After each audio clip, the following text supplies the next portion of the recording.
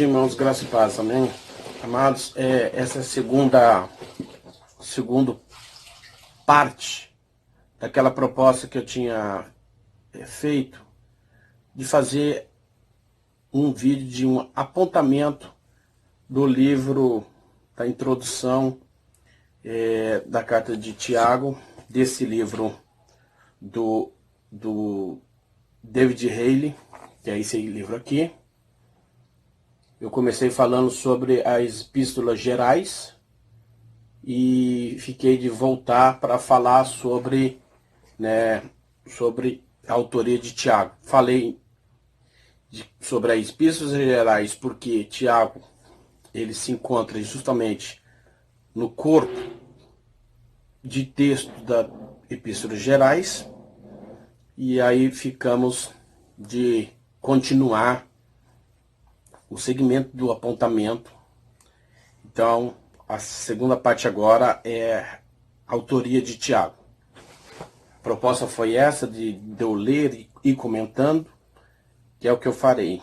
Então, o texto diz assim: a epístola de Tiago pertence à classificação da literatura na Bíblia, denominada de literatura de sabedoria.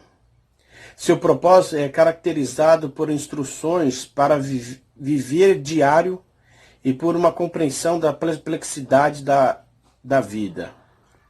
Bom, essa início que o autor traz de comparar que a carta de Tiago é uma literatura de sabedoria, isso é possível de, ao longo da leitura da carta de Tiago, perceber claramente isso, que Tiago tem uma tônica ou uma alusão ao texto do Antigo Testamento, sobretudo da sua utilização e alusões de Provérbios e Salmos, sobretudo Provérbios. A prova disso é a sua utilização do imperativo, que é muito comum também a utilização do imperativo, de uma voz de comando, de como que o leitor deve se portar ou agir, né? Ele deve pensar e agir, sobretudo dentro de uma perspectiva de imperativo, de que ele precisa fazer aquilo, né? Isso se encontra na carta de Provérbios, também se encontra na carta de Tiago. Salmos também tem muito disso. Então a literatura de sabedoria tende a instruir o ouvinte a como fazer, como ser, sobretudo no Antigo Testamento, como ser um fiel, como ser de Deus, como ser sábio. Lembrando que sabedoria para Provérbios e para Salmos é temer a Deus. E Tiago, no primeiro capítulo, vai justamente também fazer essa conexão com temor a Deus e sabedoria. Bom, aí o texto continua dizendo: exemplos desse tipo de literatura de sabedoria do Velho Testamento são o livro de Jó, Provérbios e Eclesiastes. De todos os livros do Novo Testamento, Tiago é o menos doutrinário e o mais prático. Por essa razão, ele foi grandemente negligenciado e considerado num nível inferior aos outros escritos neotestamentários. Contudo, as palavras deste livro prático têm o encanto maravilhoso de alguém que foi muito chegado ao Senhor Jesus durante seu ministério terreno, de alguém que o compreendeu erroneamente no começo, mas veio a reconhecê-lo como Senhor da glória. As demonstrações desta carta tornam seu estudo oportuno hoje, pois ela fala acerca de problemas da vida cotidiana. Este livro é especialmente relevante para o leitor moderno pela ênfase que dá aos aspectos de problemas sociais e às tarefas da religião dentro do contexto social. Então, o autor ele vai mostrar que Tiago não teve a preocupação de criar uma carta doutrinária, teologicamente doutrinária. A sua carta se assemelha muito a homilias, né, a pensamentos de orientação. E para o autor aqui e tantos outros autores comentaristas bíblicos, Tiago tem, então, uma semelhança com a literatura de sabedoria, pois procura passar uma sabedoria prática para a vida do cristão, se utilizando de imperativos para isso. Esse é o que seria o texto. O que é curioso aqui, que o autor vai falar, é curioso, interessante, é que ele vai dizer que o autor da carta de Tiago parece trazer uma prática de vida, né, uma sabedoria que ele aprendeu na prática. E o autor, então, vai mostrar que esse escritor é alguém que não reconhecia Jesus Cristo, mas depois passa a reconhecer. Isso é interessante porque Tiago, ao longo da sua carta, vai mostrar a importância do que se deve fazer de modo muito prático, sem se perder em muitas teorias. Não que Tiago seja contrário à teologia, mas é bem provável que Tiago, por não reconhecer Jesus, isso tem a ver com o fato dele estar muito mais preso a conceitos teológicos, porque quando Jesus aparece, Jesus é da ordem do contraditório, da expectativa teológica de muitos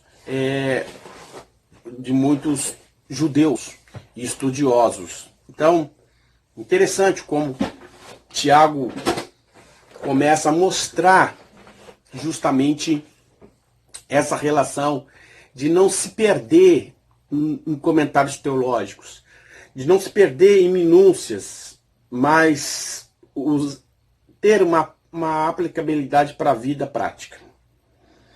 Aí o texto vai dizer assim, as exigências externas, né?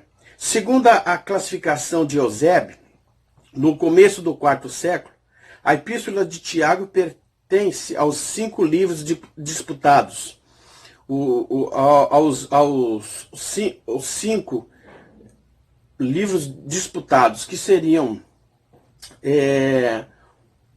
os livros disputados do Novo Testamento, que eles são chamados de antilegômena. Isso vem do grego, antilegômena quer dizer disputa. Então, os 5 livros que foram disputados para entrar no cano do Novo Testamento seria Tiago, 2 Pedro, 2 e 3 João e Apocalipse. Para Eusébio, que é o historiador da Igreja Antiga, esses 5 livros eram livros que não foram aceitos imediatamente as suas autorias e nem a sua canonicidade. Eles ficaram suspensos, então ficaram disputados para entrar. Aí ele continua, embora o próprio Eusébio a aceitasse como autêntica e canônica, a carta não aparece na igreja de fala latina até um pastor chamado Hilário, em 357. Então a carta de Tiago ela não aparece, né? Não aparece na igreja de fala latina. Então, aquelas igrejas que falavam latim, até 357, essa carta não aparece no meio deles ali. E Jerônimo e Agostinho, no final do IV século, também, a carta também não aparecia, né? No final do IV século. Ela não está também no cânon muratoriano, a lista dos livros do Novo Testamento aceita pela igreja em Roma durante o II século. Então, durante o II século, havia uma lista de textos utilizados, né, lidos nas liturgias e utilizados, que era uma lista de livros do Novo Testamento, que foi achado por um pesquisador, se não me engano, ele era padre, que é Muratório o nome dele, então por isso que ficou um cano muratoriano. esse cano, então essa coleção de livros, não foi achada nesse período do segundo século.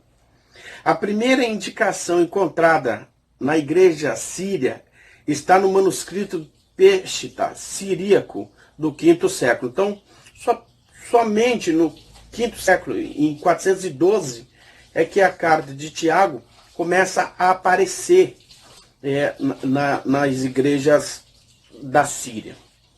Na igreja de fala grega, um dos pais da igreja, chamado Orígenes, é o primeiro a mencionar a carta pelo nome, embora possa haver ecos de Tiago em Clemente de Roma. Clemente de Roma também é um pai da igreja, né, que a gente chama de os primeiros bispos da igreja, são chamados de pais da igreja. Então, o Clemente de Roma, em 95 depois de Cristo, há na sua escrita ecos das escritas de Tiago. Mas na igreja então de fala grega, tanto de Orígenes como de Clemente, Orígenes é o primeiro a mencionar a carta pelo nome da carta. E Hermas, que também é da igreja grega, início do segundo século, também vai citar a carta. É claro que a citação da carta por Orígenes, Clemente de Roma e Hermas, elas aparecem depois de muito tempo, né?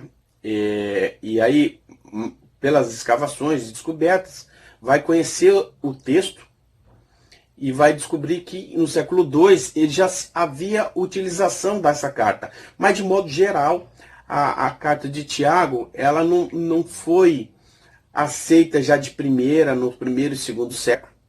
E ela só vai ter uma aceitação maior no quarto século. Esses ecos, então, da carta de Tiago são obscuros demais, contudo, para se tirar conclusões definitivas, né? Conclusões definitivas de que os ecos que parecem nas escritas do pastor Hermas e de Clemente de Roma e de Orígenes, que eram os pais da igreja do segundo século, não é tão conclusiva assim. Pela época de Atanásio, que também é um outro pai da igreja, de 367, a carta foi aceita no cânon e como sendo escrita por Tiago, o irmão de Jesus. Houve ainda alguma contestação acerca do seu valor, mas ela foi aceita como genuína. Então, a carta de Tiago, em 367, pelo um dos pais da igreja, que é Atanásio, ele já, na sua escrita de orientação à igreja e tudo mais, nas suas homilias, já citava a carta de Tiago. Então, essas são evidências externas da aceitação e não aceitação, né, da demora da carta de Tiago. Agora, o texto aqui vai mostrar sobre as evidências internas. Falamos da evidência externa, né, de fora do texto, da demora e da aceitação da carta de Tiago. Mas quais são, então, as evidências internas dentro do texto da aceitação ou demora do texto da carta de Tiago? O autor aqui, ele vai dizer o seguinte: o autor se identifica como Tiago, servo de Deus e do Senhor Jesus Cristo. Ele vai dizer, está começando a dizer aqui, que a carta de Tiago começa falando que Tiago, ele inicia a sua carta comunicando com o seu leitor apenas com o nome de Tiago, servo de Deus e do Senhor Jesus Cristo, né? O nome é uma tradução através do latim, né? Então Tiago é a tradução latina de Giacomo, que é da palavra grega Iacobos, e era um nome comum entre os judeus. Então, Tiago é uma transliteração do nome em grego de Jacó. Se tornou Giacomo e em português virou Tiago. Esse Tiago deve ter ocupado um lugar importante na igreja ou movimentos cristãos primitivos, que o distingue de todos os outros. Ele presumia que seus leitores iriam conhecê-lo por este título e pela atitude autoritativa da carta. Então, o que o autor aqui está querendo dizer, como muitos outros autores, comentaristas bíblicos vão falar, é que o Novo Testamento, a carta de Tiago, começa falando sobre Tiago, servo de Deus e do Senhor Jesus. E que, por Tiago ter escrito apenas que ele escreve a carta como Tiago sem sobrenome, essa carta, esse autor, deve ter sido muito conhecido do seu público para destinar a carta a alguém, à igreja, apenas com o nome de Tiago. Ou seja, ele era alguém muito conhecido ao ponto de só ser nomeado como Tiago. É isso que o autor está querendo dizer. E o interessante é que, de fato, Tiago, ao falar que ele é o Tiago, ele não bota sobrenome, mas bota algo a mais depois, que é servo do Senhor, servo de Deus e do Senhor Jesus Cristo.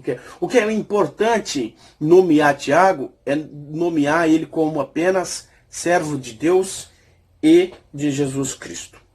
É isso que o texto vai trabalhar. Seguindo, fala assim que os homens chamados Tiago no Novo Testamento. Então, o autor aqui, eu não vou ler tudo, mas o autor agora vai mostrar que há 4 nomes que identifica quem poderia ser o autor da carta de Tiago. Quem poderia ser esse Tiago que aparece no Novo Testamento. Então são 4. O primeiro Tiago seria Tiago, filho de Zebedeu e irmão de João, tendo sido um dos primeiros seguidores de Jesus. Isso está em Marcos 1,19. E um dos 12 está em Marcos 3,17. O segundo possibilidade da autoria seria Tiago, o filho de Alfeu, Marcos 3,18. Então, ele era o filho de outra Maria, Marcos 15:40. Uma vez que Mateus, Levi, né, é também chamado de o filho de Alfeu em Marcos 2,14. Alguns pensam, contudo, erroneamente, que esse Tiago e Mateus eram irmãos. Então, para o autor Brandos David Haley, ele entende que há um grande erro achar que o Tiago, filho de Alfeu, seria irmão de Mateus. Para ele, não. Seria outro filho de uma outra Maria. Então, que seja, segunda hipótese da autoria, seria então Tiago, filho de Alfeu. A terceira hipótese desse Tiago seria Tiago, o pai do apóstolo Judas, que é mencionado em Lucas 6,16 e Atos 1,13. Esse Tiago é desconhecido, a não ser como o pai de Judas. Então, esse Tiago, que é filho de Judas, que não é o Judas Iscariotes, ele é desconhecido, ninguém sabe quem ele é. Então, mas poderia ser uma hipótese de ser esse Tiago, o pai do apóstolo Judas, né? E a quarta hipótese, que é a mais confiável, é finalmente ao Tiago, irmão do nosso Senhor Jesus Cristo. Paulo fala isso em Gálatas 1,19. Ele está relacionado entre os irmãos de Jesus, que se encontram em Marcos 6,3. Então, há aqui uma clara evidência textual de que Jesus teve vários irmãos. Isso dentro de um pensamento protestante, isso já é pacífico, não há nenhuma discussão mais sobre isso, né? Então, aparentemente, Tiago, irmão de Jesus, teve alguma influência na igreja primitiva, e após a morte de Tiago, o filho de Zebedeu, em 44, ele se tornou um porta-voz para a igreja em Jerusalém, uma posição que manteve até 62, quando foi morto. Então, Tiago, irmão de Jesus, tomou a liderança da igreja de Jerusalém quando Tiago, filho de Zebedeu, morreu em 44. Então, o que a gente pode trazer de conclusão sobre essa questão é que Tiago, irmão de Jesus, não reconhecia Jesus. Isso a gente consegue ver no próprio texto de Mateus 12, 46, 50, Lucas 8, 19, 21, que a família de Jesus foi tentar levar Jesus para casa, acreditando que ele estivesse fora de si. Essas são as passagens que mostram Jesus falando alguma coisa ou executando alguma coisa e a família dele tentando levar ele para casa. Então, o texto, vou mostrar claramente que Tiago, irmão de Jesus, não reconheceu Jesus Cristo como o Messias. E só venho a reconhecê-lo quando ele morreu, ressuscitou e se encontrou com ele. Que isso a gente vai falar mais para frente em outro texto. Vamos continuar esses apontamentos desse livro aqui em outro momento e eu vou falar, então, continuar o terceiro áudio falando exatamente sobre como que Tiago reconhece a Jesus Cristo, e aí a gente vai seguir um pouco mais a respeito da autoria da carta de Tiago. Então, a gente já fica por aqui, e o que a gente pode já deixar recapitulado é que Tiago, irmão de Jesus, foi o autor da carta de Tiago. Isso é consenso para a maioria dos comentaristas. Um abraço, a gente volta em um outro momento falando do vídeo 3, continuando sobre a autoria de Tiago. Tudo de bom para vocês, se cuide, que Deus nos abençoe. Um abraço.